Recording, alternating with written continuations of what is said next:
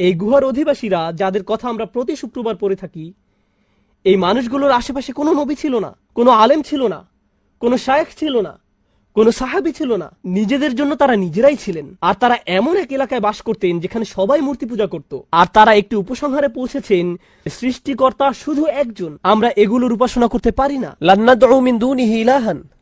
আর এতটুকুর কারণেই আল্লাহ তাদেরকে হিদায়াত দিলেন। অন্য কোনো জ্ঞান না থাকা সত্ত্বেও, কোনো ওহী তাদের কাছে ছিল না। আল্লাহ তাদেরকে হিদায়াত দেওয়ার জন্য এতটুকুই যথেষ্ট ছিল। আর তিনি তাদেরকে এত বেশি হিদায়াত দান করলেন যে আজকের দিনে যারা বছরের পর বছর ধরে দ্বীনের জ্ঞান অর্জন করে, তারা এই যুবকদের কাহিনী অধ্যয়ন করে। কারণ এই যুবকরা আল্লাহর হিদায়াত পেয়েছিল, কারণ আল্লাহ তাদেরকে পথ দেখিয়েছিলেন। আপনার পরিস্থিতি যত অন্ধকারচ্ছন্নই হোক না কেন, আপনার যদি আল্লাহর উপর আশা থাকে, এটাই যথেষ্ট। আসা আইয়াহদিয়ানি রব্বি লিআকরাবা মিন হাযা রাশাদা। এখন আসছে সর্বশেষ এবং এই বিবৃতির সবচেয়ে সুন্দর অংশ। সম্ভবত আল্লাহ আমাকে পথ দেখাবেন। পথ দেখাবেন কোথায়? কোন দিকে পথ প্রদর্শন করবেন? লিআকরাবা মিন হাযা রাশাদা। এর ভাষা এত বেশি গভীর অর্থবোধক, আমার পক্ষে খুতবায় তো আর ব্যাকরণ শেখানো সম্ভব নয়, কারণ আপনাদের মাথা ব্যথা শুরু করবে। চেষ্টা করব বিষয়টাকে যত সহজে তুলে ধরা যায়। আরবি ভাষাতে কখনো বলেন ওই যে ওই দিকে, আবার কখনো বলেন সমস্ত পথ ধরে ওইখানে। যখন বলেন সমস্ত পথ ধরে ওইখানে, অর্থাৎ আর গন্তব্য পর্যন্ত পথ দেখিয়ে যাব। আর যদি বলেন ওই যে ওইদিকে, এর মানে হলো প্রথমে এখানে, তারপর ওখানে, তারপর ওখানে।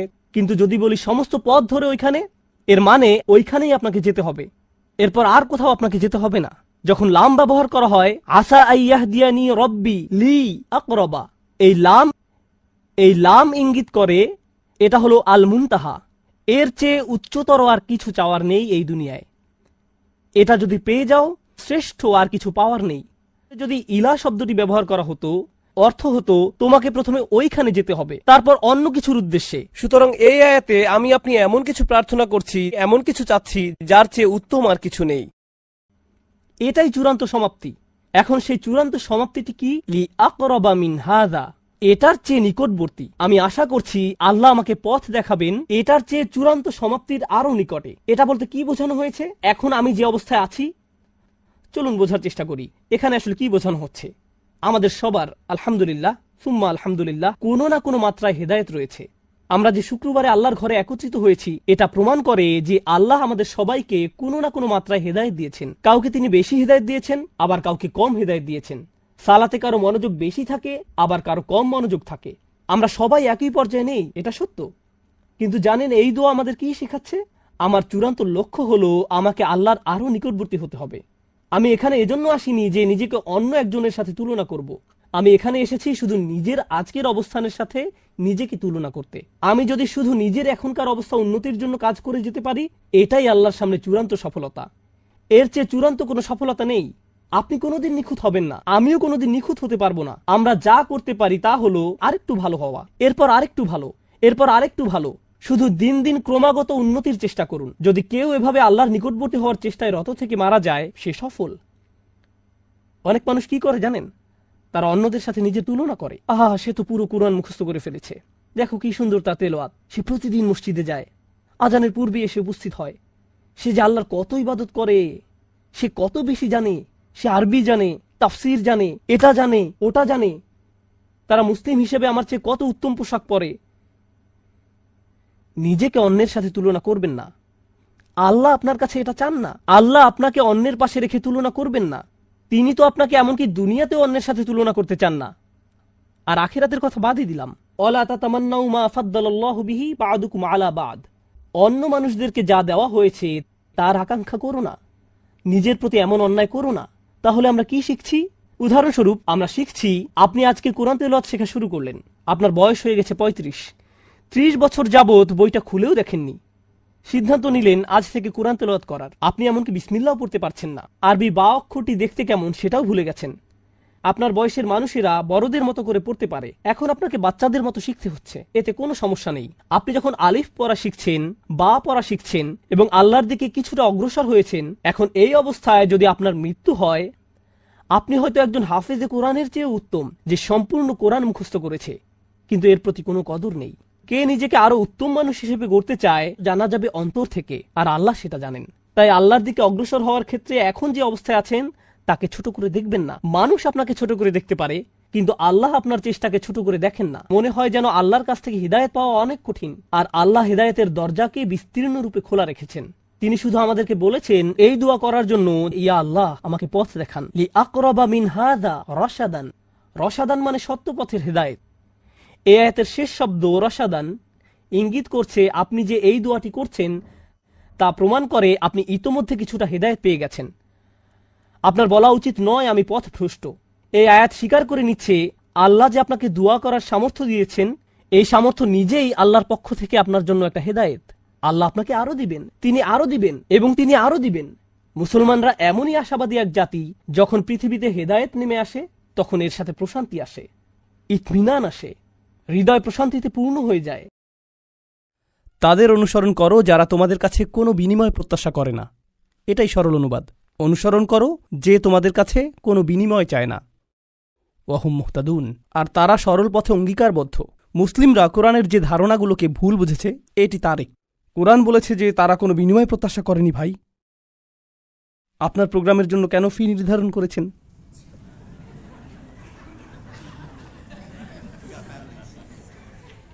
না না, এটা জানার বিষয়। কোরআন আরও বলছে ইয়াশতারুনা বিআয়াতিল্লাহি সামানান কলিলান, তারা আল্লাহর আয়াত বিক্রি করে সামান্য মূল্যের জন্য। নিজের জন্য আপনার লজ্জিত হওয়া উচিত। আল্লাহর আয়াত বিক্রি করা গোটা কোরআনের সবচেয়ে ভুল বোঝা ধারণাগুলোর একটি। বিষয়টা খুলে বলছি। রসুল সাল্লাল্লাহু আলাইহি সাল্লাম মুসাব ইবনে উমাইরকে মদিনায় প্রেরণ করেছিলেন।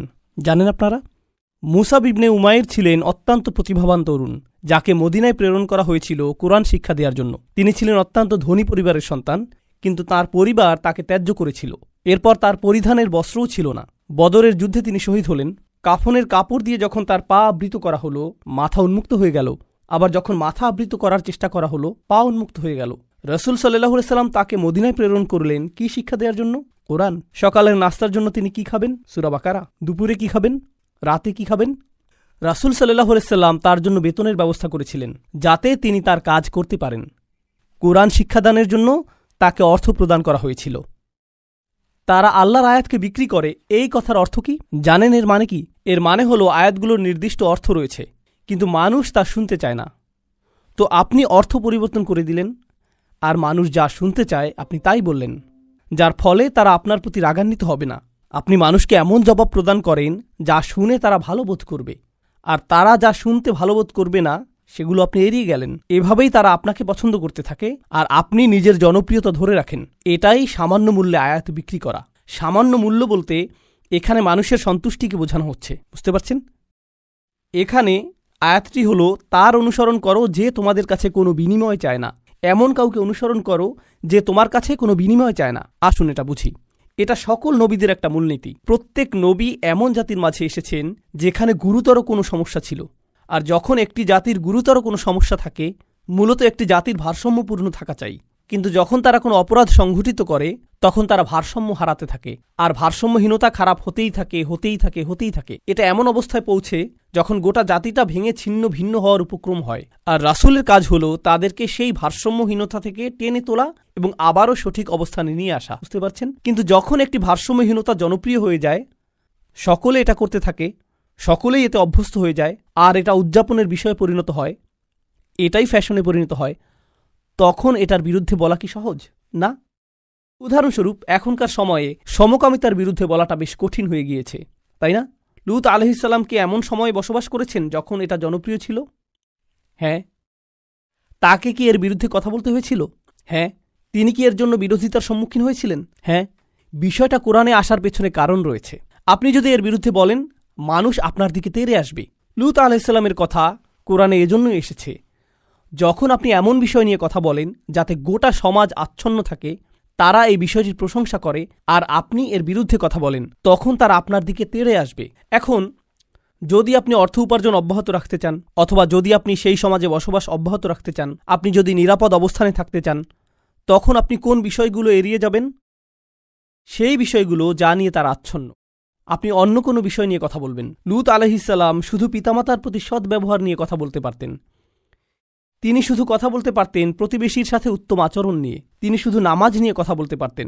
যৌন পাপের বিষয়গুলো তিনি এড়িয়ে যেতে পারতেন, কারণ এগুলো ছিল অতি বিতর্কিত, তাই না? তিনি যদি এটা করতেন তাহলে কি তিনি ঝামেলায় পড়তেন? না। কোনো ঝামেলা হতো না। আর প্রসঙ্গক্রমে তিনি কিন্তু এখনও ভালো কাজ নিয়েই কথা বলছেন। পিতামাতার প্রতি সদাচরণ একটি ভালো কাজ, নামাজ পড়া একটি ভালো কাজ, দানশীলতা একটি ভালো কাজ। তো কেন তাকে এমন বিষয়বস্তু বেছে নিতে হলো যা তাকে ঝামেলায় ফেলবে? আসলে এটাই একজন রাসূলের কাজ। তাঁরা এসেছেন এই বিষয়গুলো নিয়ে কথা বলার জন্য যা নিয়ে অন্য কেউ বলার সাহস করবে না। আর আল্লাহর পক্ষ থেকে তারা রায় দিবেন। ওয়াল কুরআনিল হাকিম, তারা আল্লাহর পক্ষ থেকে রায় দিবেন।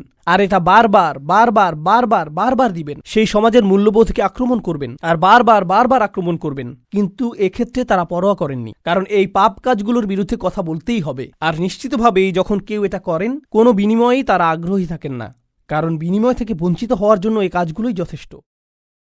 মাল্লা ইয়াসআলুকুম আজরন, তাদেরকে অনুসরণ করো যাদের কোনো স্বার্থ নেই, কারণ এটা জনপ্রিয় হওয়ার পথ না, এটা ধ্বংসপ্রাপ্ত হওয়ার পথ। ওয়াহুম মুহতাদুন, তারা তাদের ব্যক্তিগত জীবনে সুপথ প্রাপ্ত, সৎ পথের প্রতি অঙ্গীকারবদ্ধ। এখন বিষয়টি বুঝুন, সৎ পথের প্রতি অঙ্গীকারবদ্ধ। রাসূলগণ ছিলেন বক্তা, কিন্তু বক্তা আর কারা আছেন? আপনারা কি সমাজের অন্য বক্তাদের কথা বলতে পারেন? স্কলাররা? ইসলামী পরিবেশের বাইরের কথা বলছি। রাজনীতিবিদরা হলেন বক্তা, তাই না? ঠিক আছে, তো রাসূলগণ আপনাকে রীতিনীতি নিয়ে বলেন, সমাজ পরিবর্তন নিয়ে বলেন, তাই না? রাজনীতিবিদরাও কি কখনো কখনো সমাজ পরিবর্তন নিয়ে কথা বলেন? অবশ্যই। কিন্তু যখন রাজনীতিবিদরা সমাজ পরিবর্তনের কথা বলে, আমরা দেশের উন্নতি করতে চাই, আমরা জাতির উন্নতি করতে চাই, আমরা এটাকে শক্তিশালী করতে চাই, ইত্যাদি ইত্যাদি ইত্যাদি, তারপর আপনি যখন তাদের ব্যক্তিগত জীবন পর্যবেক্ষণ করেন, আপনি কি পান? আপনি পান দুর্নীতি। তো তাদের কথাগুলো অনেক উঁচু মানের, কিন্তু তাদের চরিত্র অনেক নিচু। আর প্রসঙ্গক্রমে আপনি দেখেন যে তারা উঁচু মানের জিনিসগুলো নিয়ে কথা বলে এজন্য যে তারা ক্ষমতা চায়, তারা মন্ত্রী হতে চায়, তারা বিনিময় চায়, তারা কোনো কিছুর প্রতি লালায়িত। যখন নবীরা কথা বলেন, তারা কি চান? তারা শুধু চান ন্যায় বিচার, তারা শুধু চান সত্য, আপনার কাছ থেকে কোনো বিনিময় চান না। আর উপরন্তু আপনি যদি নবীদের ব্যক্তিগত জীবনের দিকে লক্ষ্য করেন, তারা সর্বদাই সঠিক পথের প্রতি অঙ্গীকারবদ্ধ ছিলেন। ওয়াহুম মুহতাদুন, তো বাণীটি নিখুঁত এবং বাণীবাহকও নির্ভেজাল। এই ধারণাটি কি আগেও শেখানো হয়েছিল?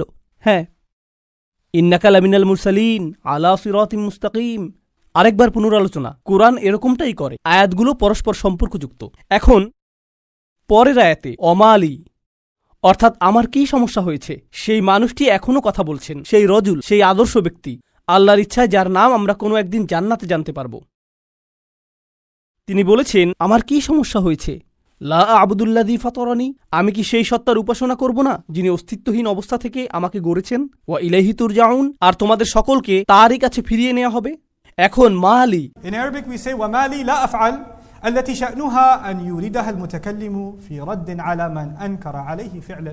ইবনে আশুর এটা উল্লেখ করেছেন যে যখন কেউ বলে আমার কি সমস্যা হয়েছে যে আমি এটা অথবা সেটা অথবা অন্য কিছু করব, এর অর্থ হলো কেউ তাকে বলেছে যে এই তোমার কি সমস্যা হয়েছে, তুমি কেন ধর্ম ত্যাগ করেছো, আর সে তার দিকে ফিরে এর জবাব দিচ্ছে। তো প্রকৃতপক্ষে উক্তিটি যদিও লিপিবদ্ধ হয়নি, কিন্তু তার বক্তব্যের ধরন দেখে আমরা বুঝতে পারছি এই তোমার কি সমস্যা হয়েছে, কেন তুমি এই মিথ্যা ধর্মের পক্ষে কথা বলছো। আর তিনি তার দিকে ফিরে বলছেন, আমার এমন কি হয়েছে যে আমি তার উপাসনা করব না যিনি আমাকে সৃষ্টি করেছেন, আর তোমাদের সকলকেও তার কাছে ফিরিয়ে নেওয়া হবে। এটা উপলব্ধি করো যে তোমাদেরকেও ফিরিয়ে নেওয়া হবে। বাক্যটি শুরু হয়েছে আমার কি সমস্যা হয়েছে এটা দিয়ে, শুরু হয়েছে তাকে দিয়ে, আর বাক্যটি শেষ হয়েছে তোমাদের সকলকে তার কাছে ফিরিয়ে নেওয়া হবে। তো তিনি কাকে দিয়ে শুরু করেছেন? নিজেকে দিয়ে। আপনি যদি মানুষের সাথে একাত্ম হয়ে গিয়ে এই বাণী তাদের কাছে প্রচার করতে চান, আপনাকে নিজের সম্পর্কে অনেক কিছু স্বীকার করতে হবে। মানুষকে আপনার এটা বলার সক্ষমতা থাকতে হবে যে তোমরা সমস্যার সম্মুখীন হবে। আমি যদি কাউকে পরামর্শ দিই ভ্রমণ সম্পর্কে, আপনি এই এয়ারলাইন্সে না গিয়ে অমুক এয়ারলাইন্সে যান। আমি যদি এমনটা বলে শুরু করি যে ভাই আমি এই এয়ারলাইন্সে গিয়েছিলাম, তারা এত বেশি দেরি করেছিল, তারা আমার লাগেজ হারিয়ে ফেলেছিল, অমুক এয়ারলাইন্সে যান, এটা কি পরামর্শটিকে বেশি আবেদনময় করে তুলছে? কারণ আপনি নিজের কথা প্রথমে বলেছেন, আর যেহেতু আপনি কোনো একটি অভিজ্ঞতার শিকার হয়েছেন, এখন আপনি ঐকান্তিকভাবে তার কল্যাণের জন্য তার কাছে আসছেন। কিন্তু যদি আপনি তার কাছে গিয়ে বলেন হে তুমি এই এয়ারলাইন্সে যাচ্ছ, তুমি একটা স্টুপিড, এটা কি এমন ব্যবহার যার ফলে মানুষ রাজি হবে?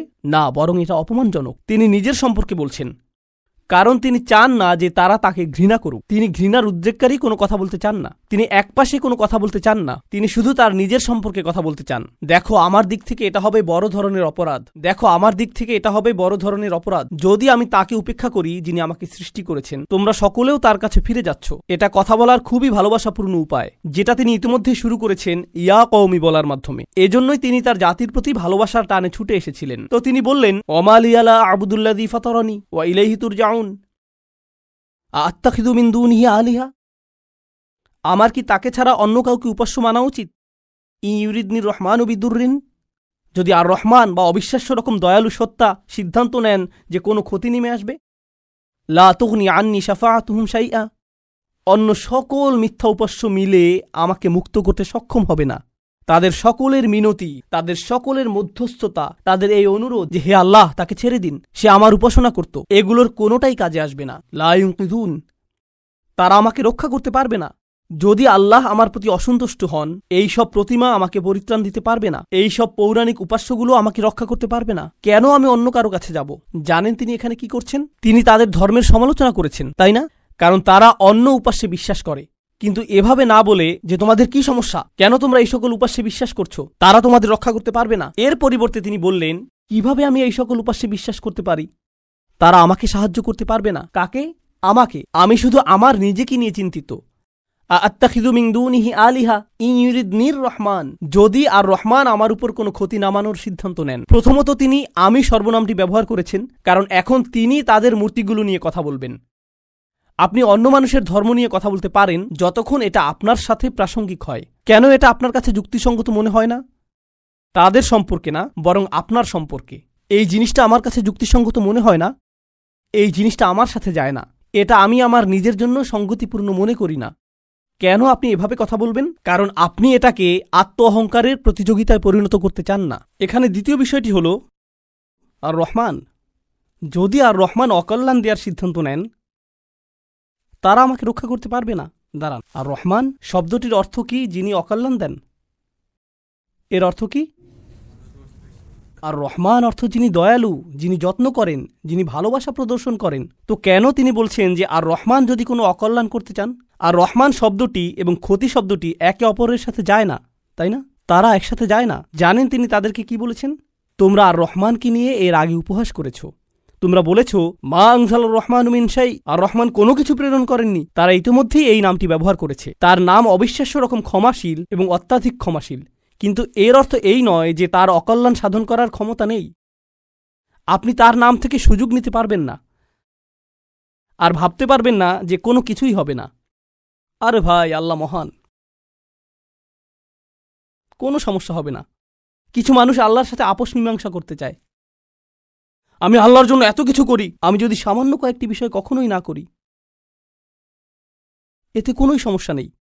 আল্লাহর এটা বোঝা উচিত। আসলেই তার বোঝা উচিত। এমনভাবে কথা বলছেন যে তিনি এটা বুঝেন না। আপনি কি আল্লাহ সম্পর্কে এভাবে কথা বলার অবস্থানে রয়েছেন? হ্যাঁ, কারণ তিনি আর রহমান। ওকে, তাহলে দেখা যাবে এজন্যই আপনি কোরআনের সবচেয়ে কঠোর আয়াতগুলোর মধ্যে আর রহমান শব্দটি পাবেন, যাতে আপনি এই বিষয়টি বুঝে নিতে পারেন যে অবিশ্বাস্য রকম ক্ষমাশীল হওয়ার গুণটি তাকে ন্যায় বিচার থেকে বিরত রাখবে না এবং তার কর্তৃত্বকেও খর্ব করে না। আর প্রসঙ্গক্রমে এই আয়াতে তিনি আসলেই আর রহমান। কেন জানেন? কারণ আল্লাহর একজন বান্দা, প্রত্যেক মানুষই আল্লাহর বান্দা, সে স্বীকার করুক আর নাই করুক। যখন আল্লাহর একজন বান্দা পাপের উৎসে পরিণত হয়, তখন সে হয় এই পৃথিবীতে ক্যান্সারের মতো, যে পাপ কাজ ছড়াতে থাকে। আর তখন আল্লাহ অন্য সকল সৃষ্টির প্রতি রহমা প্রদর্শন করেন তাকে সরিয়ে ফেলার মাধ্যমে। এটাও আর রহমান নামের অন্তর্ভুক্ত। কখনো তার দয়া প্রদর্শিত হয় অন্য সকল সৃষ্টির প্রতি, যখন তিনি তাদেরকে রক্ষা করেন আপনার কাছ থেকে। ইন ইউরিদনির রহমানু বিদুররিন লা তুগনি আন্নি শাফাআতুহুম শাইআ। সুবহানাল্লাহ। এখন আমরা তার বক্তব্যের প্রায় শেষে রয়েছি। ইন্নী ইযাল্লা ফী যালালিম মুবিন। যদি এমনটাই হয়, যদি আমি আল্লাহ ছাড়া অন্য কারো উপাসনা করি, যদি আমি অন্য উপাস্য গ্রহণ করি, তাহলে আমি সুস্পষ্ট বিভ্রান্তিতে পড়ে যাব। আমি সম্পূর্ণরূপে বিভ্রান্ত হয়ে যাব। তিনি বিভ্রান্ত নন। তিনি বলছেন তোমরা সবাই বিভ্রান্ত, কিন্তু তিনি তাদেরকে আঘাত করতে চাইছেন না।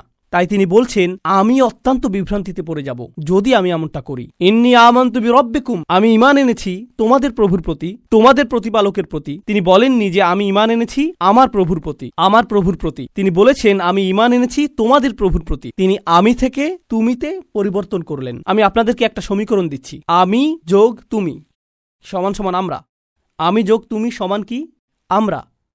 তো তিনি শুরু করেছেন আমি দিয়ে, তিনি যাচ্ছেন তুমিতে, কারণ তিনি এর দ্বারা কি বোঝাচ্ছেন আমরা পৃথক নই। আমি চাই আমরা সবাই যেন সুখী হই, আমি চাই আমরা সবাই যেন আল্লাহর কাছে পরিত্রাণ পাই। এটা আমি বনাম তোমরা নয়, এটা আমি এবং তোমরা। দাওয়াতি কাজ মানে প্রতিপক্ষ নয়, এর অর্থ বিতর্ক নয়, এর অর্থ যুক্তিতর্ক নয়। আমরা এটাকে এগুলোতে পরিণত করেছি। আমি একটি দাওয়াতি প্রোগ্রাম করতে চাই যেখানে আমি খ্রিস্টানদের সাথে বিতর্ক করব। আপনার কোথাও ভুল হচ্ছে, এটা এভাবে কাজ করে না। এর জন্য একটা নির্ধারিত অবস্থান রয়েছে, তবে এটাকে দাওয়াতি কাজ বলে না, এটাকে বলে জিদাল। এর জন্য কোরআনের ভিন্ন শব্দ রয়েছে, আর সেটা হলো সর্বশেষ পন্থা। আমরা শুরুতেই এটা করব না, কখনোই করব না। তো এখন তিনি বলছেন ইন্নী আমানতু বিরব্বিকুম, আমি তোমাদের সকলের প্রভুর প্রতি ঈমান এনেছি, তোমাদের সকলের প্রভুর প্রতি ঈমান এনেছি। ফাসমাউন, আমার কথা শোনো, আমার কথা শোনো। 3 জন রাসূল কথা বলেছেন, আর তিনি বলছেন আমার কথা শোনো, আমি যা বলছি তা শুধু শোনো। কখনো কখনো আমি শিক্ষক হিসাবে এই বিষয়টা খেয়াল করি। আমি আরবি শেখাই অথবা চেষ্টা করি। ধরুন ছাত্ররা সামনে বসে শিখছে, আর তখন একজন সহকারী আসলো, শিক্ষকের সহকারী একজন আসলো, আর ছাত্রদের কাঁধে হাত রেখে বলল মনোযোগ দিয়ে পড়ো। আমি কিন্তু মনোযোগ দিতে বলিনি। একজন সহকারী এসে বলল মনোযোগ দিয়ে পড়ো। এর কি কোনো প্রভাব রয়েছে? হ্যাঁ। এর কি ভিন্ন ধরনের প্রভাব রয়েছে? হ্যাঁ। যখন আরেকজন ছাত্র আপনার কাছে এসে বলে ভাই পড়াশোনা করো, শিক্ষক বলেন যে পরীক্ষার জন্য পড়াশোনা করো। হ্যাঁ, অবশ্যই আমি পরীক্ষার জন্য পড়াশোনা করব। তারপর আপনি রাত 8টার সময় বাস্কেটবল খেলা দেখছেন, আর আপনার বন্ধু এসে বলল আরে ভাই চলো পড়াশোনা করি। এটার কি ভিন্ন প্রভাব থাকবে? অবশ্যই থাকবে। এই সাহাবী এটা বুঝতে পেরেছিলেন, রাসূলদের এই সঙ্গীটি তা বুঝতে পেরেছিলেন। তার কাছে রয়েছে স্বতন্ত্র স্থান, সূর্যের আছে নিজস্ব স্থান, চাঁদেরও রয়েছে নিজস্ব স্থান। এটা প্রতিযোগিতা নয়। আমার কথা শুনো, এটা এতটাই ভালোবাসাপূর্ণ চমৎকার বক্তব্য। আর আমি এখানে বলতে চাই যে তার বক্তব্যটি এখানে 3 জন রাসূলের থেকেও বেশি কাজ করেছিল। এই আয়াতগুলোতে তার বক্তব্যের বেশি প্রভাব রয়েছে 3 জন রাসূলের তুলনায়। এটা কেন? এটা আমাদেরকে শিখানোর জন্য যে আল্লাহ যাকে চান তাকেই বিজয় প্রদান করেন, আল্লাহ তাকেই কবুল করবেন যার প্রতি তিনি রাজি হবেন। পার্থিব ফলাফল এবং পার্থিব পরিণাম আল্লাহর কাছে অর্থবহ নয়, বরং প্রচেষ্টাই আল্লাহর কাছে অর্থবহ। পার্থিব ফলাফল হল যখন আল্লাহ সিদ্ধান্ত নেবেন তখন তিনি দুয়ার খুলে দিবেন, এটাই হবে। পরের আয়াতটি বলছে ইলাদ খুলিল জান্নাহ। বক্তব্যের অংশটি প্রায় শেষ। ইলাদ খুলিল জান্নাহ, জান্নাতে প্রবেশ করো। দাঁড়ান, তিনি তো তার লোকদের সাথে কথা বলছিলেন, এখন বলা হচ্ছে জান্নাতে প্রবেশ করো। কি ঘটল? তাকে হত্যা করা হয়েছিল। তিনি এত ভালোবাসাপূর্ণ উদ্বেগপূর্ণ বক্তব্য দিলেন, শহরের প্রান্ত থেকে তার লোকদের কাছে ছুটে আসলেন, তাদেরকে বোঝানোর চেষ্টা করলেন। তারা রাসূলদেরকে স্পর্শ করতে পারল না, কারণ রাসূলগণ আল্লাহ প্রদত্ত নিরাপত্তায় ছিলেন। কিন্তু সেই একমাত্র ঈমানদার হত্যার শিকার হলেন। এই ঘটনাটিতে ঈমানদারদের জন্য শিক্ষা রয়েছে, তাই না? এখন সামান্য কয়েকজন ঈমানদার যারা রাসূল সাল্লাল্লাহু আলাইহি সাল্লামের উপর ঈমান এনেছিলেন, তাদেরকে মানসিকভাবে প্রস্তুত করা হলো এর জন্য তোমরাও হত্যার শিকার হতে পারো। ইয়াসির, সুমাইয়া, বিলালও মৃতপ্রায় হয়ে গিয়েছিলেন রাদিয়াল্লাহু আনহুম। আপনি হত্যার শিকার হতে পারেন শুধু এটা বলার কারণে, শুধু আল্লাহ সম্পর্কে কথা বলার কারণে। তো তিনি জান্নাতে প্রবেশ করলেন এজন্য না যে তাকে স্থানান্তরিত করা হয়েছিল, বরং তাকে হত্যা করা হয়েছিল। আর প্রসঙ্গক্রমে তারা কিভাবে রাসূলদের হত্যা করার সিদ্ধান্ত নিয়েছিল? পাথর নিক্ষেপ করে এবং আমৃত্যু নির্যাতন করার মাধ্যমে। মনে আছে এটা? তাই তিনি সহজ কোনো মৃত্যুর শিকার হননি। তো তিনি একজন শহীদ, কারণ শহীদগণ সরাসরি জান্নাতে প্রবেশ করেন। তিনি সরাসরি জান্নাতে প্রবেশ করলেন। আর তার উক্তি এটা ছিল না হে আল্লাহ তাদেরকে শাস্তি দিন, কারণ এই কাফিররা আমাকে হত্যা করেছে। ঈমানদারদের পক্ষ হয়ে প্রতিশোধ গ্রহণ করা উচিত। ক্বালা ইয়া লাইতা কওমি, ক্বালা ইয়া লাইতা, প্রথম শব্দগুলো ওহ যদি শুধুমাত্র, কওমি ইয়ালামুন, আমার লোকেরা যদি শুধু জানতে পারত, যদি আমার লোকদের জানার কোনো উপায় থাকত। তিনি এখনও তাদেরকে ভালোবাসেন। কল্পনা করতে পারেন জান্নাতে হাঁটছেন, সেখানে কি দেখতে পাবেন? যাওয়াতা আফনান ফাবিআইয়ি আলাই রাব্বিকুমা তুকাযযিবান। আপনি জান্নাতে গাছ দেখবেন আর তা আপনাকে সম্মোহিত করবে। আপনি ঝর্ণাধারা দেখবেন আর সম্মোহিত হয়ে যাবেন। আপনি ফল দেখতে পাবেন আর প্রথম কামড়ের পর আপনি নিজেকে হারিয়ে ফেলবেন। আপনি আপনার সুন্দরী স্ত্রীদের দেখবেন আর আনন্দে দিশেহারা হয়ে যাবেন। তিনি এই সব কিছু দেখছেন আর তিনি বলছেন না ও, তিনি শুধু বলছেন ও আমার লোকেরা, যদি শুধু তারা জানতে পারত। সুবহানাল্লাহ। তিনি জান্নাতে পৌঁছে গেলেন, তবুও তার লোকদেরকে ভুললেন না। জানেন বিচার দিবসে মানুষ সবকিছু ভুলে যাবে। মা তার সন্তানকে ভুলে যাবে। ইয়াউমা তারাউনাহা তাযহালু কুল্লু মুরদাআতিন আম্মা আরদাআত, সেই দিন প্রত্যেক স্তনদানকারী মা তার সন্তানকে ভুলে যাবে। ইয়াউমা ইয়াফিরুল মারউ মিন আখিহি ওয়া উম্মিহি ওয়া আবিহি ওয়া সাহিবাতিহি ওয়া বানিহি, সেদিন প্রত্যেক মানুষ তার ভাইয়ের কাছ থেকে পালিয়ে বেড়াবে। সূরা মারিজে এসেছে। ওয়া ফাসিলাতিল্লাতি তুই, তার মা, তার স্ত্রী, তার সন্তান, তার অভিভাবক, তার গোটা গোত্র, সে তাদের সবার কাছ থেকে পালিয়ে বেড়াবে। সে কারো সাথে কোনো কিছু করতে চাইবে না। ওয়াতাকাত্তাআত বিহিমুল আসবাব, কোরআন বলছে সকল সম্পর্ক ছিন্ন হয়ে যাবে। কিন্তু ঈমানদারদের জন্য এমনটা হবে না। ঈমানদারদের জন্য এমনটা হবে না। সে জান্নাতে প্রবেশ করবে এবং তার ভালোবাসা অব্যাহত থাকবে। কার জন্য?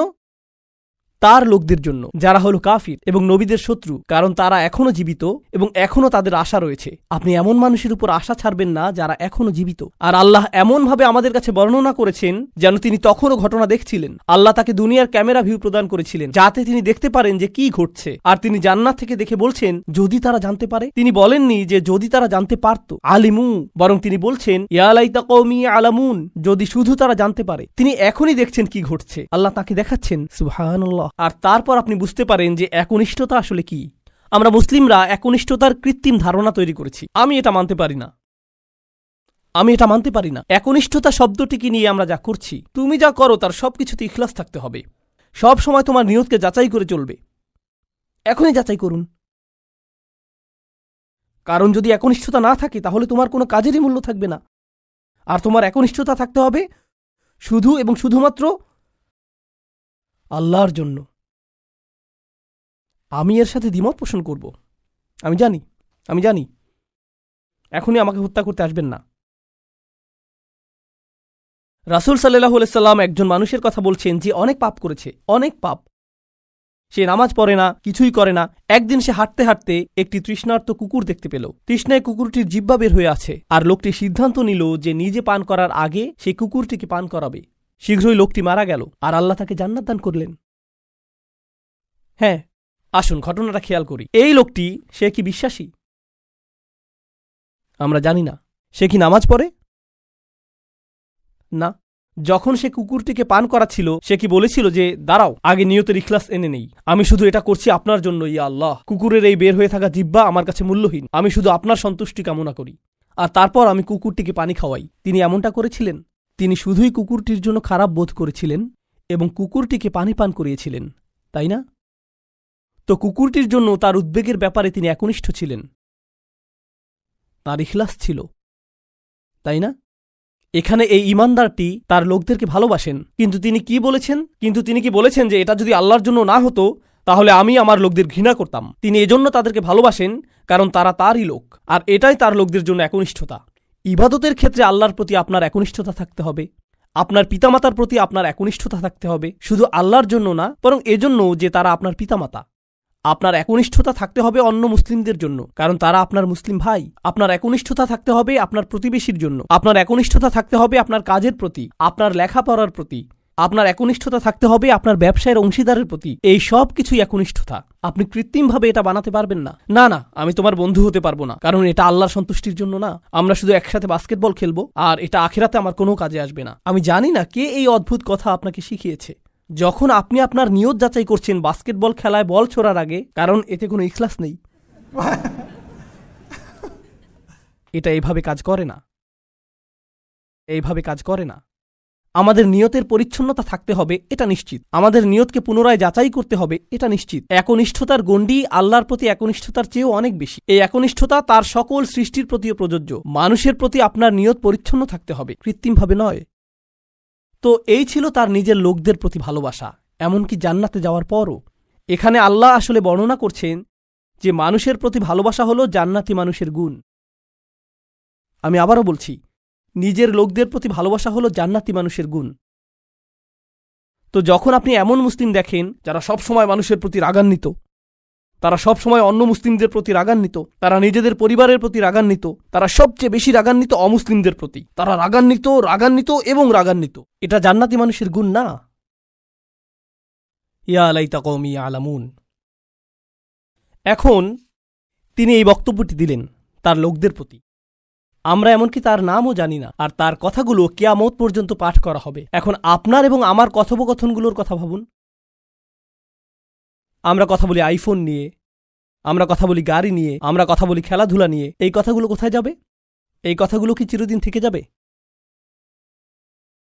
না। এগুলো কি পৃথিবীতে কোনো কল্যাণ নিয়ে আসবে? না। জানেন এই সম্পর্কে ভাবতে গিয়ে আমি কি উপলব্ধি করছি? আল্লাহর কাছে কথা হলো অমূল্য রত্ন। লোকটি কোনো নবী নন, তবুও তার কথা কোরআনে সংরক্ষিত হয়ে আছে। আল্লাহ কি অন্য জিনিসে সংরক্ষিত রাখেন?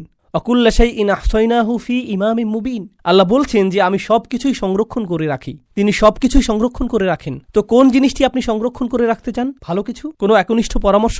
আপনাকে কি ব্যাপক জ্ঞানের অধিকারী হতে হবে ভালো কিছু বলার আগে? এই মানুষটির কি ভালো কথা বলার আগে অনেক অনেক ডিগ্রির প্রয়োজন হয়েছিল? বিষয়টি জটিল নয়, শুধু ভালো মানুষ হন। লক্ষ্য করুন কেমন চমৎকারভাবে কোরআন সন্নিবেশিত। যখন তিনি জান্নাতে গেলেন আর তিনি বললেন যদি আমার লোকেরা জানতে পারে, পরের আয়াতে তিনি বলছেন বিমা গফর আলী রব্বি ও জাআলানি মিনাল মুকরামিন, সেই ক্ষমা যা আমার প্রভু আমাকে প্রদান করেছেন আর আমাকে তাদের অন্তর্ভুক্ত করেছেন যাদেরকে সম্মানিত করা হয়েছে। তিনি জান্নাতের দুটি জিনিসের কথা বলছেন, ক্ষমা এবং সম্মান। সূরার শুরুতে এসেছে ফাবাশশিরহু বিমাগফিরাতিন ওয়া আজরিন কারীম। সূরার শুরুতে আল্লাহ বলছেন কোনো এক স্থানের সেই একাকী ঈমানদারদেরকে অভিনন্দন প্রদান করো যে সে পাবে ক্ষমা এবং সম্মানসূচক প্রতিদান। মনে আছে সেটা? ক্ষমা এবং সম্মানসূচক প্রতিদান। এখন সূরার মাঝখানে এই মানুষটি জান্নাতে পৌঁছে গেলেন এবং বললেন ইয়া আল্লাহ, আপনি আমাকে ক্ষমা প্রদান করেছেন এবং সম্মানিতদের অন্তর্ভুক্ত করেছেন। পুনরালোচনা, নিখুঁত পুনরালোচনা, এটাকে বলা হয় কুরআনের ইহকাম ওয়াল কুরআনিল হাকিম। এই আয়াতগুলো নিয়ে শেষে একটি বিষয় আমি আসলেই ভালোবাসি, তা হলো যখন তিনি তার লোকদের সাথে কথা বলছিলেন তিনি বললেন ইন্নী আমানতু বিরব্বিকুম, আমি ঈমান এনেছি তোমাদের প্রভুর প্রতি, আমি ঈমান এনেছি তোমাদের প্রভুর প্রতি। কিন্তু যখন তিনি জান্নাতে প্রবেশ করলেন তিনি বললেন বিমা গফর লি রব্বি, আমার প্রভু। একই মানুষের কথা। এখন তিনি বলছেন আমার প্রভু। যখন তিনি জান্নাত দেখলেন, যখন তিনি জান্নাতে প্রবেশ করলেন, যখন তিনি ক্ষমা লাভ করলেন, যখন তিনি আল্লাহ প্রদত্ত সম্মানের অধিকারী হলেন। প্রসঙ্গক্রমে কারো দ্বারা সম্মানিত হওয়ার অর্থ কি? কিভাবে আপনি কারো দ্বারা সম্মানিত হতে পারেন বলতে পারেন আমাকে? স্বীকৃতি পাওয়া। হ্যাঁ, কারো স্বীকৃতি পাওয়া। কেউ আপনাকে অভিবাদন জানালো, কেউ আপনার সাথে কর্মর্দন করতে আসলেন, এটা দ্বারা তিনি আপনাকে সম্মানিত করলেন, তাই না? আমি এখনই বলে দিচ্ছি সামনের আয়াতগুলোতে এটা আসবে। সেখানে আল্লাহ বলছেন সালামুন কওলাম মির রব্বির রহিম, এই সূরাতেই। আরো পরে আল্লাহ বলছেন তিনি তোমাদেরকে বলবেন সালাম। তো শুরুতে তিনি বলছেন আমি তোমাদেরকে প্রদান করব সম্মানিত প্রতিদান, সম্মানিত প্রতিদান, সম্মানিত প্রতিদান। সেই সম্মানিত প্রতিদানটি কি? কতটা সম্মানিত এটা হতে পারে? আমি কি একটা মেডেল পাবো? কোনো সার্টিফিকেট দেয়া হবে পরীক্ষায় পাশ করার পর যেমনটা দেয়া হয়? কি সার্টিফিকেট আপনি পাবেন? আপনি পাবেন সালাম, আল্লাহর পক্ষ থেকে। এটাই আপনি পাবেন। তো যখন তিনি তা পেলেন তিনি ভুলে গেলেন যে এই প্রভু অন্য কারো প্রভু, তিনি শুধু তারই প্রভু। আমার প্রভু আমাকে ক্ষমা প্রদান করেছেন, আমার প্রভু আমাকে সম্মানিতদের অন্তর্ভুক্ত করেছেন, তিনি আমার প্রভু এবং শুধুই আমার প্রভু। সুবহানাল্লাহ। একজন ঈমানদারের কি চমৎকার চিত্র এটা। এখন এটা ঘটেছে জান্নাতে, কিন্তু মূল ঘটনাটা চলমান থাকার কথা কোথায়? এই পৃথিবীতে। কি ঘটেছিল এখানে? এখন আল্লাহ যা করবেন তা অত্যন্ত কঠোর। মনোযোগ দিয়ে শুনুন, কারণ এটা মুসলিমদের আরেকটা ভুল ধারণা। এ কারণে এই সূরাটি আমি বেছে নিয়েছি। যখনই আমি কোনো সূরা বেছে নেই আমি উপলব্ধি করি যে আল্লাহ আমাদের সমসাময়িক এত এত সমস্যার জবাব দিয়েছেন, এটা অবিশ্বাস্য। যদি মুসলিমরা কোথাও আক্রমণ করে অথবা কোনো কিছু বিস্ফোরণে উড়িয়ে দেয় আর অন্য মুসলিমরাও এতে মারা যায়, তাহলে তারা তো জান্নাতেই প্রবেশ করবে, এতে কোনো সমস্যা নেই। আমি এই যুক্তি শুনেছি। এই পরিস্থিতির শিকার হয়ে যদি মুসলিমরা অথবা নিরীহ মানুষ মারা পড়ে, আল্লাহ তো জানেনি, তিনি তাদেরকে জান্নাতে পাঠিয়ে দিবেন। তাই এখানে কোনো ক্ষতি হয়নি, কারণ জান্নাত দুনিয়ার চেয়ে উত্তম। আমি জানি না যে আপনি এই ধরনের বিকারগ্রস্ত কথা শুনেছেন কিনা, কিন্তু আমি এটা অনেকবার শুনেছি। এখন আমি আপনাদেরকে এই বিষয়ে কিছু কথা বলবো। আল্লাহ কি এই মানুষটিকে জান্নাত প্রদান করেছেন? হ্যাঁ, কিন্তু আল্লাহ তাকে জান্নাত প্রদান করার অর্থ এটা না যে আল্লাহ সেই লোকদের প্রতি রাগান্বিত নন যারা তাকে হত্যা করেছিল। ঘটনাটির ধারাবাহিকতা পৃথিবীতে চলতে লাগলো। যখন তিনি জান্নাতে মনোরম সময় উপভোগ করছিলেন, আল্লাহ তার হত্যার প্রতিশোধ গ্রহণ করেছেন। অমা আনজালনা আলা কওমিহি মিন বাদিহি মিন জুনদিন মিনাস সামাই অমা কুন্না মুনজিলিন। আমরা আকাশ থেকে কোনো সেনাবাহিনী প্রেরণ করব না এই লোকদের জন্য। এই নগণ্য কুরাইশরা তারা মনে করেছে যে অনেক বড় কিছু হয়ে গিয়েছে। এই পৃথিবীতে তারা তুচ্ছ, গুরুত্বহীন। অর্থনীতিতে, রাজনীতিতে, জ্ঞানে, বিজ্ঞানে এই লোকদের ধ্বংস করার জন্য বিশেষ কোনো প্রস্তুতির প্রয়োজন নেই। আকাশ থেকে আমার কোনো সেনাবাহিনী প্রেরণের প্রয়োজন নেই। সেনাবাহিনীর কথা উল্লেখ করার কারণ হলো, যখন আপনি কুরাইশদেরকে সতর্কবাণী প্রদান করেন যে আমি তোমাদেরকে সতর্ক করছি, তারা বলবে কোন সেনাবাহিনী? আর যখন রসুলগণ তাদেরকে সতর্ক করলেন, তারা বলছে তোমাদের সাথে কোনো সেনাবাহিনী রয়েছে। এই হুমকি কোথা থেকে আসছে? শুধু তোমরা আর নগণ্য কিছু ইমানদার। আর আল্লাহ বলছেন তাদেরকে ফেরেশতার সেনাবাহিনী প্রদর্শন করার আমার প্রয়োজন নেই। তারা বলবে, ওকে, যদি ফেরেশতা দিয়ে তৈরি সেনাবাহিনী থাকে তোমার কাছে, যারা তোমার কাছে ওহী নিয়ে আসে, যদি সেই ফেরেশতা গোটা আকাশ জুড়ে থাকে, ওয়ালাকাদ রাআহু বিল উফুকিল মুবিন, তিনি জিবরিল আলাইহিস সালামকে গোটা আকাশ জুড়ে থাকার অবস্থায় দেখেছেন, তাহলে কেন তুমি জিবরিলকে কিছু ক্ষমতা প্রদর্শন করতে বলছো না যাতে আমাদেরকে ধ্বংস করে দিতে পারে? হ্যাঁ, আর আল্লাহ বলছেন আমি তোমাদেরকে এর জবাব দিয়ে সম্মানিত করব না। তোমাদের মতো নগণ্য জীবকে ধ্বংস করার জন্য আমার ফেরেশতার প্রয়োজন নেই, তোমরা তারও যোগ্য না। আল্লাহ কি আগের জাতিগুলোকে ধ্বংস করার জন্য ফেরেশতা পাঠিয়েছিলেন? হ্যাঁ, তিনি পাঠিয়েছিলেন। আল্লাহ বলছেন কুরাইশরা এমনকি এরও যোগ্য না। এ কাজে ফেরেশতাদের সময় নষ্ট করার মতো যোগ্যও কুরাইশরা না যে আল্লাহ কাউকে ডেকে বলবেন, হেই যাও এদেরকে ধ্বংস করো। না না না, সময় নষ্ট করো না। ইন কানাত ইল্লা সাইহাতান ওয়াহিদাতান, এটা একটা বিকট বিস্ফোরক শব্দ ছাড়া আর কিছুই ছিল না। প্রচণ্ড একটা শব্দ। আপনারা জানেন বিস্ফোরণ আসলেই প্রকাণ্ড শব্দ তৈরি করে। এটা ছিল শুধু সেই রকম একটা বিস্ফোরক। এটা ছিল সেই রকম একটা বিস্ফোরক শব্দ। ফাইদা হুম খামিদুন, আর তাদেরকে নিভিয়ে দেয়া হলো। তারা সম্পূর্ণরূপে নিভে গেল। সয়হা হলো তীব্র কোনো শব্দ। আর এই আয়াতটিতে চমৎকার সাহিত্যিক বৈপরীত্য ফুটে উঠেছে। কারণ যখন আপনি কোরআনের সুমধুর বাণী শুনতে অস্বীকৃতি জানান, আর যখন এই জাতিগুলো তাদের রাসূলদের চমৎকার কণ্ঠ শুনতে অস্বীকৃতি জানিয়েছিল, তখন একমাত্র যেই শব্দ তারা শোনার যোগ্য তা হলো বিস্ফোরণের শব্দ। আর তারপর আল্লাহ বলছেন ফাইদা হুম খামিদুন, এতে অসাধারণ একটা শব্দ। হুমুদ এবং হুমুদ দুইটি শব্দ রয়েছে আরবিতে। শীতকালে যখন রাতে আগুন জ্বালান আর এভাবে নিভান, এটাকে বলা হয় হুমুদ। আর আপনি যদি তা নিভান আর লালচে হলুদ বা কমলা রঙের সামান্য পরিমাণ কয়লা জ্বলন্ত থেকে যায়, তাকে বলা হয় হুমুদ। কিন্তু যখন আপনি একবারে তা নিভে ফেলেন, এটা সম্পূর্ণ নিভে যায়, একেবারে নিভে যায়, এমনকি সামান্য কয়লাও জ্বলন্ত থাকে না, এটা সম্পূর্ণ নিভে গেছে, এটাকে বলা হয় এমন আগুন যা হল খামিদাহ। খামিদাহ ফাইদা হুম খামিদুন, তারা সম্পূর্ণ নিশ্চিহ্ন হয়ে গেল। এমন একজনও থাকবে না যে মৃত্যুর পূর্বে মাটিতে গড়াগড়ি দিতে থাকবে। তারা নিঃশেষ হয়ে যাবে, সবাই একসাথে, যেভাবে একটি আগুন নিভানো হয়। আর প্রসঙ্গক্রমে তাদের মৃত্যুকে আগুন নিভানোর সাথে তুলনা করার মাধ্যমে তাদেরকে তুলনা করা হয়েছে আগুনের সাথে।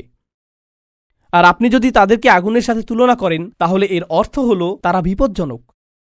আপনি যদি আগুনকে জ্বলতে দেন, আগুন কি হবে? ছড়িয়ে পড়বে। তাই অন্য সকল জাতির প্রতি রহমা এবং করুণাস্বরূপ আল্লাহ সিদ্ধান্ত নিলেন যে এই ক্যান্সার, এই আগুনকে নিভিয়ে ফেলতে হবে। ফাইদা হুম খামিদুন, আর এটা ছিল একজন ইমানদারকে হত্যার পরিণাম। তো এখন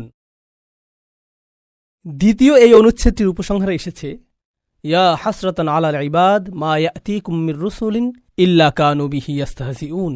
মানুষের জন্য বিষয়টা কতটা পরিতাপের। আল্লাহ নিজে এটাকে পরিতাপের বিষয় হিসেবে বিবেচনা করছেন। তিনি সেই জাতিকে নিশ্চিহ্ন করে দিয়ে বলেননি যে দেখেছো আমি কি করতে পারি, বরং তিনি বলছেন সেটা একটা পরিতাপের বিষয়। আরবিতে হাসরা বলতে বোঝায় It means هي شدة الندم والتألم والتحسر والحزن على ما مضى. এর দ্বারা আসলেই গভীর দুঃখ প্রকাশ বোঝায় অতীতে ঘটে যাওয়া সবকিছুর জন্য। আল্লাহ নিজে এটাকে পরিতাপের বিষয় বলেছেন। কেন তারা উপদেশ গ্রহণ করল না? আলাল ইবাদ, বান্দাদের জন্য কি সাংঘাতিক পরিতাপের বিষয়। তিনি তাদেরকে বান্দা বলছেন। কেন তিনি বান্দা বললেন? কেন তিনি বললেন না যে ইয়া হাসরাতান আলাল কুফার? কি পরিতাপের বিষয় কুফারদের জন্য, অবিশ্বাসীদের জন্য। তিনি তাদেরকে বান্দা বললেন। জানেন কেন? কারণ মানব সত্তার গভীরে প্রত্যেক মানুষের সম্ভাবনা রয়েছে আল্লাহর বান্দা হওয়ার। এটা কতটা পরিতাপের বিষয়! এটা তোমার ভিতরেই ছিল। এটা অতিরিক্ত কোনো বিষয় নয় যা তোমাকে বাইরে থেকে আনতে হবে। আমি ইতিমধ্যেই তা তোমার ফিতরাতের মধ্যে দিয়ে দিয়েছি। কেন তুমি এটাকে চালু করলে না? তুমি নিজেই অন বাটন চাপতে পারতে। মা ইয়াতিহিম মির রাসূলিন, এমন কোন রাসূল তাদের কাছে আসেনি। ইল্লা কানু বিহি ইস্তাহজিউন, তারা শুধুই যা করেছে তা হলো তাদেরকে উপহাস। যখনই একজন রাসূল এসেছেন তারা তাকে নিয়ে উপহাস করেছে। এখন এই আয়াতে আল্লাহ বলেননি যে তারা রাসূলদের হত্যা করেছে অথবা তারা রাসূলদের হুমকি দিয়েছে। তিনি বলেছেন যে তারা রাসূলদের নিয়ে উপহাস করেছে। কিন্তু এর আগে আপনারা শিখেছেন তারা বলেছিল যে তারা রাসূলদের হুমকি দিবে, তারা তাদেরকে অভিশাপ হিসেবে গণ্য করবে। মনে আছে সেটা? কিন্তু এখানে যখন পরিতাপের বিষয়টি আসলো, তিনি বলছেন যে এই আযাবের সম্ভাবনার সূচনা হয়েছে তাদেরকে উপহাস থেকে। যখন একটি জাতি রাসূলদের নিয়ে উপহাস করা শুরু করে তখন থেকে তাদের ধ্বংসের সময় গণনার জন্য ঘড়ির কাঁটা চালু হয়ে যায়। তাদের ধ্বংসের প্রথম ধাপ হলো মূলত কার্টুনে যেরকম ডিনামাইট বোমার ছবি আঁকা থাকে, যেখানে বুঝতে পার, যখন তারা রাসূলদের নিয়ে উপহাস করে এটা শুরু হয়ে যায়। এটাই এখানে বলা হয়েছে, রাসূলদের নিয়ে উপহাস করবেন না, কারণ এর অর্থ আপনি নিশ্চিহ্ন হওয়ার জন্য রাস্তা ধরেছেন।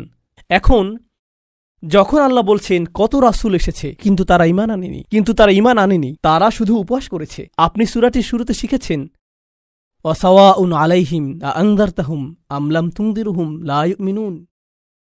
ধারণাটি পুনরায় জোরদার হচ্ছে। কি পরিতাপের বিষয়! এত রাসূল এসেছেন কিন্তু মানুষ উপদেশ শুনে না। আলাম ইয়ারাউ কাম আহলাকনা ক্বাবলাহুম মিনাল কুরুন, তারা কি দেখেনি তাদের পূর্বে কত শহর আমরা ধ্বংস করে দিয়েছি, কত জাতি ইতোমধ্যে ধ্বংসপ্রাপ্ত হয়েছে? তারা কি তা দেখে না? তিনি কাকে উদ্দেশ্য করে বলছেন? তিনি রাসূল সাল্লাল্লাহু আলাইহি ওয়াসাল্লামের সময়ের লোকদের উদ্দেশ্য করে বলছেন এবং বলছেন যে কেন তারা ইতিহাস পর্যবেক্ষণ করে না, কেন তারা দেখে না যে যা রয়েছে তাদের পেছনে। তারা কি দেখেনি? না, তারা দেখেনি, কারণ তাদের পেছনে একটি দেয়াল রয়েছে। তিনি বলেছেন আন্নাহুম ইলাইহিম লা ইয়ারজিউন, তারা তাদের কাছে ফিরে আসবে না। কিছু তাফসীরকারক এই আয়াতটিকে চমৎকারভাবে বিশ্লেষণ করেছেন। চমৎকার একটা বিশ্লেষণ এটা।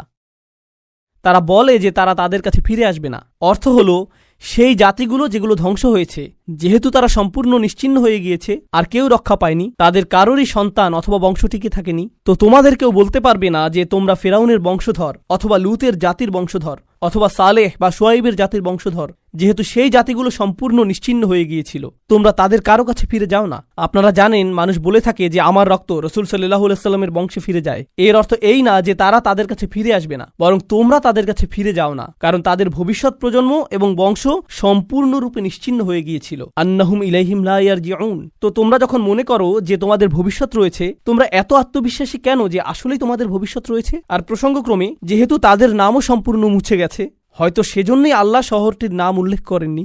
এজন্য যদি তিনি তার নাম উল্লেখ করতেনও কেউ তা চিনতেও পারত না, কারণ এর কোনো অস্তিত্ব এখন নেই। একটা নির্ধারিত সময়ে আল্লাহ তাদেরকে ইতিহাস থেকে মুছে দিয়েছেন। তাদের প্রত্যেক অনুসারী, গোটা জাতিটি বিলুপ্ত হয়ে গিয়েছিল, তাই তাদের নাম উল্লেখ করা অপ্রয়োজনীয়। এখন আল্লাহ বলছেন তারা বিলুপ্ত হয়ে গিয়েছে, যার অর্থ ইতিহাসে তারা বিস্মৃত হয়ে গিয়েছে। তারপর তিনি কুরাইশদের সম্পর্কে বলেছেন যে তোমরা নগণ্য একটা জাত, কিন্তু পরের আয়াতে তিনি এই সব কিছুকে একসাথে সংযুক্ত করেছেন। সম্পূর্ণ এই অনুচ্ছেদটি শেষে তিনি বলছেন ওয়া ইন কুল্লুল লাম্মা জামিউল লাদাইনা মুহদারুন, তারা তাদের কাছে ফিরে আসবে না। আর যখন তোমরা মারা যাবে নিজেদের সন্তানদের কাছেও তোমরা ফিরে আসবে না। তোমাদের প্রত্যেকেই, আমি বলে রাখছি যে তোমাদের সকলকে এবং অন্য সকল প্রজন্মের, অন্য সকল জাতির কাফেররা যারা তোমাদের মতো, তাদের সকলকে একত্রিত করা হবে। তবে তাদেরকে একত্রিত করা হবে আমারই সামনে হিসাব প্রদান করার জন্য। ওয়া ইন কুল্লুল লাম্মা জামিউল লাদাইনা মুহদারুন, এটা আসলে আগের আয়াতের সম্পূর্ণ বিপরীত। কিভাবে? শুধু এটুকু অনুধাবন করুন, এরপর আমরা বিরতি নেব।